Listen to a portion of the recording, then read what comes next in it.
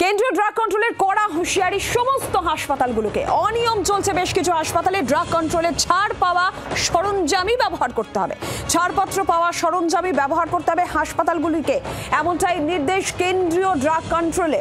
কেন্দ্রীয় ড্রাগ কন্ট্রোলের ছাড়পত্র রয়েছে এমন সরঞ্জামই হাসপাতালে ব্যবহার করতে হবে, এই নির্দেশ দেওয়া হয়েছে।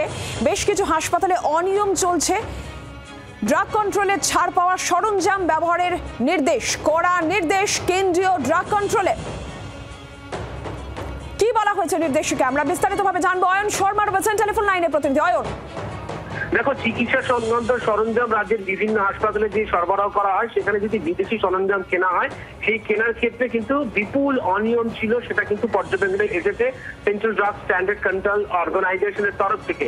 সেই অনিয়ম নজরে আসার পর একেবারে বলা হচ্ছে যে বিদেশি সরঞ্জাম যদি রাজ্যের কোনো হাসপাতালে কেনা হয়, সেক্ষেত্রে ইউএস FDA তার একটা ক্লাসিফিকেশন রয়েছে, ক্লাসিফিকেশন A, B, C। সেক্ষেত্রে দাঁড়িয়ে ক্লাসিফিকেশন A সার্টিফিকেট থাকতে হবে, তবেই সেই ধরনের যন্ত্রপাতি রাজ্যের সমস্ত হাসপাতালে ব্যবহার করা যাবে। এমন ভাবে কড়া নিষেধাজ্ঞা, একেবারে কড়া বিধি জারি করলো ড্রাগ কন্ট্রোলের তরফ থেকে, কেন্দ্রীয় ড্রাগ কন্ট্রোলের তরফ থেকে। অয়ন ধন্যবাদ।